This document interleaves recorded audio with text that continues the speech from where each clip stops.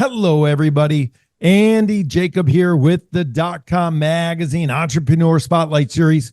And I have a business update today.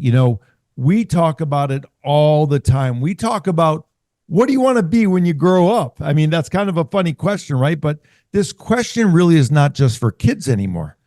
A lot of people, as they move throughout their entrepreneurial journey through the various ventures that they're involved with, many of them start looking at franchising, and franchising is a burgeoning business. It's a great business.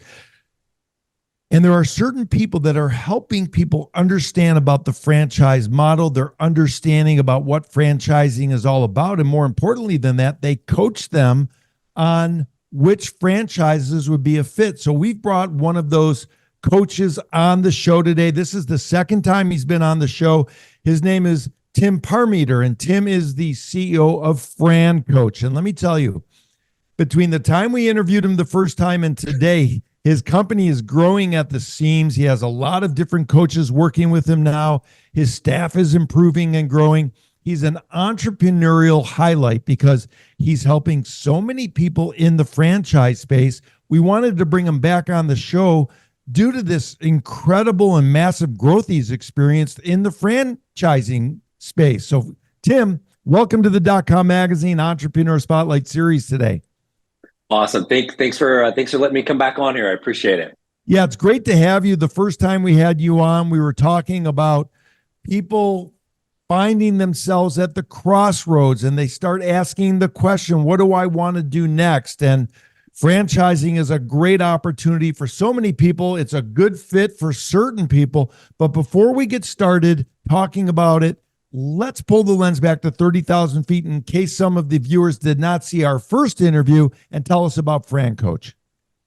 Absolutely. So thank you so much. And really, I think the number one thing that we always talk about with folks is our job is to help properly educate people on franchise ownership. What's it all about? Is it for them? Because there's a lot of kind of myths and misconceptions about what it is or what it is not. So that's first. And then as we kind of progress with that, when it looks like, hey, maybe this is for me, we really kind of become matchmakers, right? Okay, well, what's your best fit for a franchise to own? We're partnered with well over 600 franchises in 70 industries. So tons of things out there, which also makes it easy for us. So we're not like trying to slam you into the same, yep, it's one of these 5. Good luck, brother. It's really and truly very individualized and personalized. So we're trying to figure out you, and we always joke and say, what do you want to be when you grow up? But it really is that. And that's what we're here to help with. Yeah, I love that, Tim. Of course, there's so many different kinds of franchisors, and there's a lot of different types of franchisee. And you talk to the potential franchisee, the people that are looking for this opportunity. What are some of the questions that you ask that individual, Tim, that you and your coaches then get a good idea about sort of the placement or which way you think they should be directed, or the types of franchisors that you bring to the table to make a match?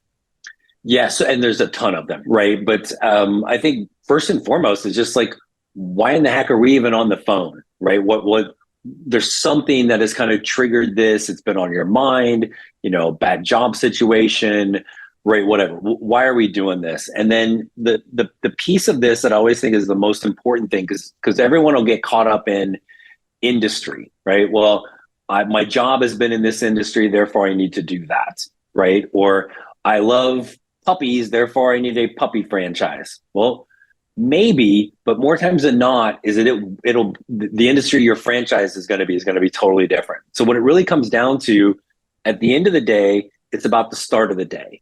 You're the one that's got to get your butt out of bed every day and go run your business. What are you actually good at? What do you enjoy doing? What do you not so much, right? What kind of people do you want to be around? Your staff, your customers, in the community, those core values of the business, right? And even how you're going to connect with the franchisor, right? Like, no matter what your role is in the business, guess what? You're going to have something with the logo, right? Do you have that pride of ownership?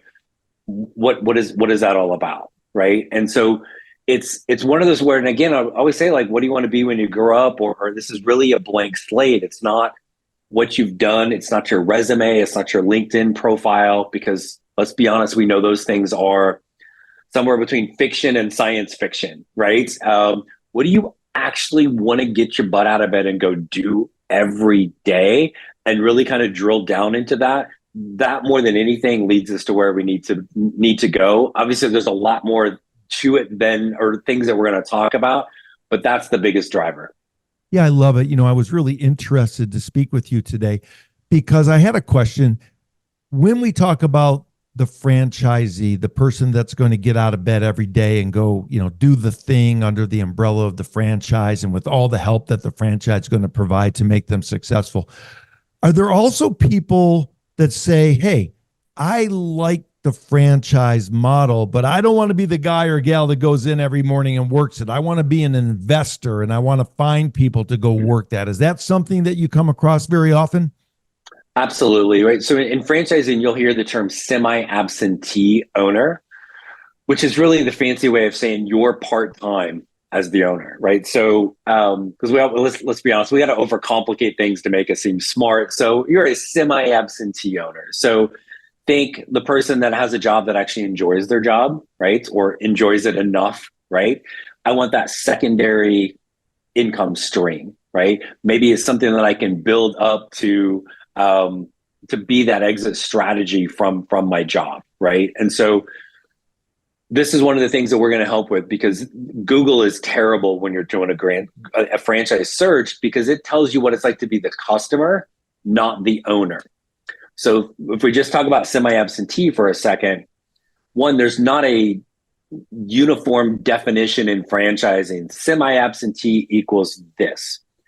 Not every franchise is open to semi-absentee owners. Our relationship with all our franchise partners, we know, that's the proprietary stuff we know. But somebody may look at semi-absentee and go, I could probably contribute 8 to 10 hours a week for this. Is there something out there? Yes. But semi-absentee, one franchise may say 8 to 10 is plenty. The other one, it says we're open to semi-absentee, but we need 20 to 25 hours a week from an owner. So it's, again, even semi-absentee, it's creating what you want. It's cheesy, but it's what's the dream scenario. I got 10 hours a week. I can do this, this, and this.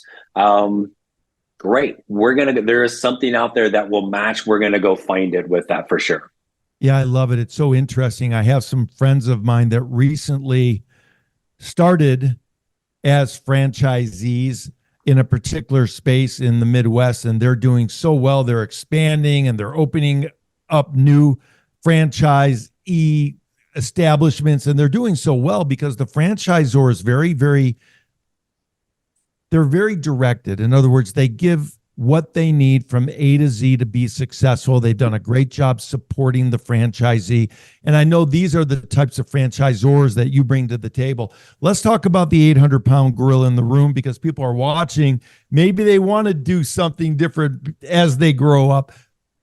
What's it cost? I mean, I know you can't say, a general number, but is it between X and Y? Do the franchisees have to lease the building? Are they building buildings? Are they buying restaurant equipment? What's sort of the baseline here so people can get their arms around it? Yeah, so the range is incredible, right? So I think most people, you say the word franchise, if I say the word franchise to you, what one word is going to come to mind? It's probably going to be food. Right? That's where mine goes. And you're like, oh crap, Taco Bell's $3 million, right? I can't get a loan for $3 million. I don't have $500,000 cash to even be able to consider that, right? So you're like, oh geez, I can't do it. Well, I always want to come back to the entry point, right? And so first, our service is free. So that's the easy part, but obviously a franchise takes some money. So I always use a housing analogy with this. And so if somebody could buy a house, I'm not talking Andy's mega mansion, right? I'm talking cute little fixer-up starter home in Wichita, right? We've got enough cash for the down payment.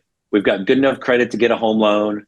Maybe we've got a couple bucks left over to buy some new curtains and pay for some movers, because let's be honest, we're not doing that anymore. We're too old for that, right? So if we have that, right, then I know we're going to have funding options, and we will have literally hundreds of franchise opportunities out there, even for that kind of, I hate saying low level, but that entry point investment. Now, does that entry point, is that going to get you 14 Taco Bells? No, it sure isn't. Easily over half the franchises out there don't require retail space, right? So we're not in a strip mall. We don't need a big standalone business or building. Maybe there's a small office, but a lot of times you can do things, kind of home office, and, now you're out and about, or your crews are out and about going to the customer. Those are very low investments, very low overhead, so much quicker to get open and easier to scale, because we don't need, 10,000 square foot, standalone space and all the stuff in there. So it's really so much more attainable financially than most people realize, because we think of McDonald's and Taco Bell and all of those things. And yeah, that does rule out most of us, but almost everybody we talk to really is in the ballpark to do something. It's just a matter of what. Yeah, I love it. People that watch the show, that I like my cars, and I've had a couple dents on my car, and I go online, I go to Yelp, I go wherever, I call a couple phone numbers, I feel them out. And recently I had somebody come out to the house, and they got the dents out of my car. I mean, it was unbelievable. They had like these metal poles, and they had a certain kind of a light. And I started talking to the young man, and he was a franchisee, and he did a fantastic job. And then I had another person come out that worked on my wheels because I got some wheel rash, and man, he filed and brushed and did all this fancy stuff on my wheels, made them look brand new. Again, I started speaking with him, and it was a franchisee model. So there's so many different types of models out there for everyone. So I think your job is finding the right match. You call yourself a matchmaker, and you've done such a great job doing that. And one thing that's very interesting, when somebody reaches out to you, Tim, and they say, hey, we've heard about FranCoach, we want to learn a little bit more, how much did they pay you? Nothing. That's the key. Ever. Unbelievable. Let's talk about that. Yeah. So we're kind of like a recruiter, right? So we're compensated on the back end by the franchisors. So I always say to people, like, I mean this in the best possible way, but we don't care which franchise you end up owning. And most people we have even just that initial call with don't own a franchise at all. So it's really, again, it's our whole business model for us is education, right? Because basically almost everybody out there, they don't know nothing about nothing when it comes to franchising. So we're going to get you properly educated on what it's all about to determine if this is the path. Like, and if somebody's done enough to even listen to this or reach out to us to have a first call, there's some level of interest and curiosity, right? Let's find out for sure. Maybe it's not, and that's okay. Like, you learn something new. That's not going to kill us. But maybe it is possible, and there really is a pathway for you. Then we're gonna figure that out. But it costs nothing. It's like Geico, 15 minutes, right? Like a 15-minute call with us could create this whole entire other path for you. We don't have any annoying little geckos to bug you, so it's just like me and our team, which typically slightly less annoying than the gecko and a little taller, right? So that's where we're here to just really get you properly educated. Maybe this is a pathway for you to take control of your life. Yeah, I love it. Let's talk about the vetting process, because there's a lot of franchisors out there. I know that you and your team take great pride in only bringing to your clients the best of the best. You bring 2 to 3 options that are in line with the potential franchisees' goals. How do you vet the franchisors to make sure that you're bringing the best of the best to your clients? So there's a couple of things with that. Is one, and this kind of behind the scenes stuff, but there's kind of like a big membership group that we are a part of, that is kind of matchmaker for us and franchisors, right? So that's kind of like the first level vetting of it. But then for us, it's really taking the time it's like kind of old school and getting on the phone and, hey, Andy, I see you've got a new franchise that, gets dents out of a car. Tell me about it, right? tell me about you, tell me about your brand.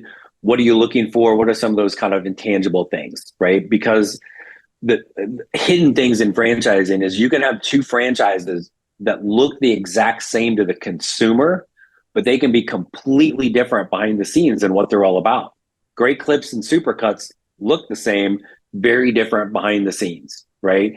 And again, that's proprietary stuff that you can't Google. So again, one might be fantastic for you, might be terrible for the next person, right? And so it's really, again, for us taking that time to get to know the franchisors, like, and the little intangible things, even when we talk about semi-absentee. Hey, are you open to semi-absentee? Yeah, maybe, kind of. Okay, right? Or yes, definitely most of our owners are, and it looks exactly like this. Again, not a right or wrong, but they're going to have those differences, and that's all going to help with the alignment in the matching process. Well, that's interesting. It's so interesting because you paint the picture. You get to know your clients to begin with. Then your team does the research based on the knowledge that you've gained from the phone call. Then you provide a number of options that are in alignment with your client. And then what you do is you set up a discovery call. So you introduce the potential franchisee to the franchisor and you guide them through the entire process. You also provide sources for funding all the way through the grand opening. I mean, you take it from A to Z. This is phenomenal, and I love it so much. Let's give back to the entrepreneurial community just a little bit now, because we have some people watching the show. Maybe they're saying, wow, this is starting to resonate for me a little bit. I'm thinking maybe this might be the right path for me. Maybe this is what I want to do when I grow up. Maybe I'm a little bit later in my evolution as an entrepreneur. Maybe I've already sort of maybe even retired or semi-retired, but now I'm ready. I don't want to stop. I want to keep rolling. There's something out there. I mean, I love going up to work every day, and they want in. So let's talk about it. What can you tell that person watching the show about how to think about franchisors, franchisees in the best light? So I think certainly for anybody that's been an entrepreneur, it's, like, you know how hard it is. You have to create everything from scratch, hope it works, realize some things aren't, and then you have to adjust, right? So when you think about the franchise model, it is a proven system. And the number one thing, I don't care what franchise and what industry, if you ask them, what's the main thing you're looking for in an owner? They're going to say that somebody that will follow the plan, right? Follow the plan, put forth the effort. It seems simple, but we all know people that couldn't follow a plan if their life depended on it, right? So you have to do that. Now, the right plan is the trick, but it is really that simple to be able to follow the plan. And things, so somebody that's been an entrepreneur before even thinks, why do I need a franchise? I can just do that myself, right? Yes, you could, right? And maybe it becomes a franchise someday. But when you think of, if I'm going to open up Tim's Sandwich Shop, right? Like, okay, I make a great ham sandwich, Andy, you're going to love it. I'm going to open up Tim's Sandwich Shop. I don't need Jimmy John's or whoever, right? Okay, great. Well, geez, I need a website.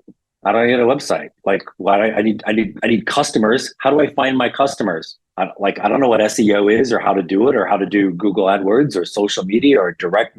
I don't know any of that. I got to figure it out. I don't know where to get the napkins. Like, are these good napkins? Is that a good price? None of that stuff. I become a franchise owner. That is all laid out for me to execute, right? Hey, this is where we get the napkins from. You're going to get them for half than you would if you just came off the street. Because of our buying power within the franchise, right? We're going to get you at the top of SEO on Google because this is what we do. Like, poof, now all of a sudden, sandwich near me, here comes the and again, like, Google sandwich near me, it's not going to be Tim's Sandwich Shop, right? It's Subway, it's Jimmy John's, it's Jersey, it's all of those things, because that's what the franchise model has done, is brought them always to the top around you. So can you do it yourself? Yes. The franchise model is proven, and it's speeding up the learning curve. It's taking out all the mistakes and the kind of the dumb, and giving you, again, we've already made the mistakes. Follow this, put forth the effort, you'll be successful. Yeah, I love that. Pay somebody else to make the mistakes for you, and that will Right. save you a lot of time, energy, and effort. Of course, everybody knows that you're the host of Franchising 101, the podcast, which is going really well. You bring a lot of experts on the show, but I want to talk about your team because you've been able to build a remarkable team in a very short amount of time. Everybody on your team who's a FranCoach, give us a little background of what you're looking for someone to join your team. What's the FranCoaches look like under your umbrella? What type of experience did they have? And how did you manage to put together a team so well? So the very similar for our team as with most franchisors, that they're going to tell you industry experience does not really matter to them, right? And so why? Because you're rarely the doer, right? You could be the biggest slob on the planet and own a cleaning franchise. They don't care that you're a slob. I mean, they're going to make fun of you. Let's not be, let's be honest, but they don't care because you're not the one going into the home or the business to clean. So for us, we've got a couple of people, one in particular, been in franchising on the other side for working for franchisors for dang near 15 years, wanted be that coach versus like, hey, this is the brand and kind of in that sales role. We've got two other people that have some franchise experience, but we got four like fresh, like new to it. So it was really that mindset of, I love building relationships. I love getting to know people, asking questions and learning about them, and really being able to kind of like have that goal of like, I want to help make a difference. Because the cool, and it's cheesy, it's probably a little cliche, but we get to, when our clients go all the way through and they start a business, we are changing their lives, right? And really making a huge impact in helping them kind of reach their goals, whatever they might be. So I think that the one common theme with us is, like, I don't know how to better say this, we actually give a damn about the people we work with to try to help. And again, knowing that a small percentage of people we talk to will actually become a franchise owner, but we can still make a difference by, there was an itch that needed scratched with the information and the education, and we provide that. Maybe it means they come back down the road. You mentioned kind of the age thing earlier. We've had everyone from 22 years old is the youngest to a couple in the 70s and everywhere in between. And I had one personally last year, was 23. I first talked to him when he was 21. Wasn't quite there yet, but we got him kind of the homework to do to get himself in position.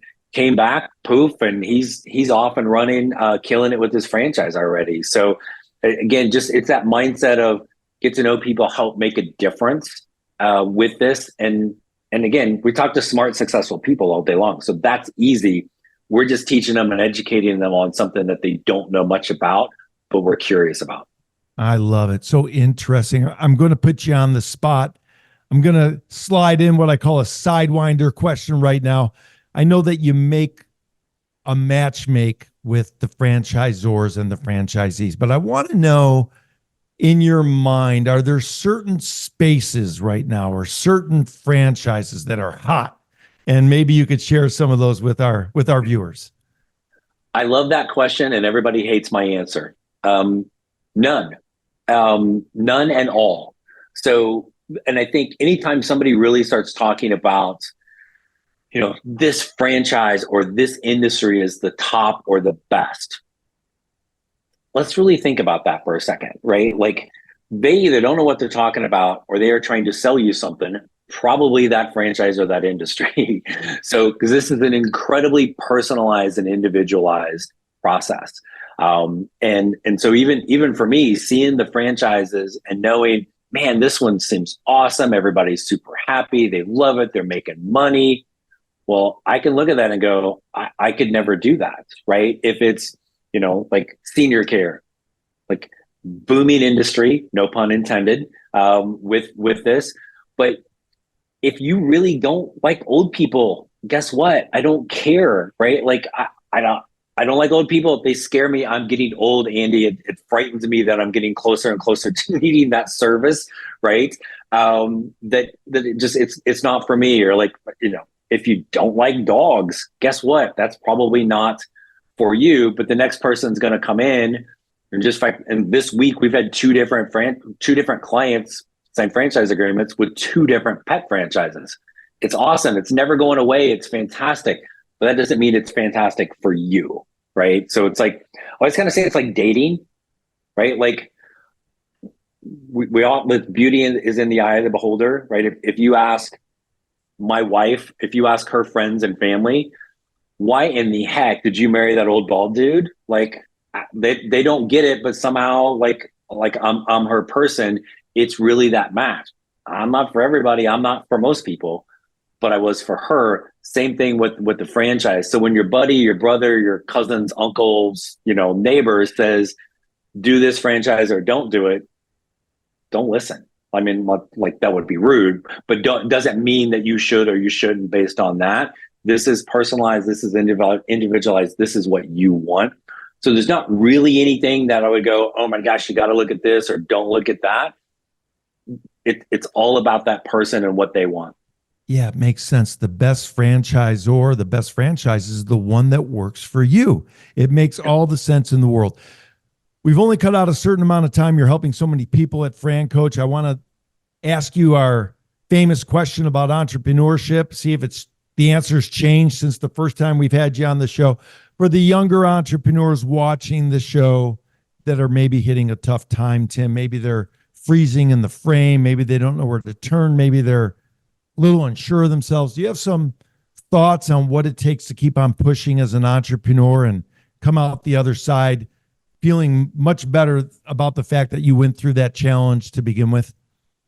I think it's embrace the fact that failure is not bad, right? And I think I worry more when somebody hasn't, right? It's like you're not getting outside of a comfort zone there at all, because really it's like we don't want to, but it's some of the best things happen on the other side of it, right? And so we all do it. I do it. There are times it's like especially as an entrepreneur, we're at the top of the food chain. We're supposed to know everything, right? And you get to a fork in the road. Which way do I go?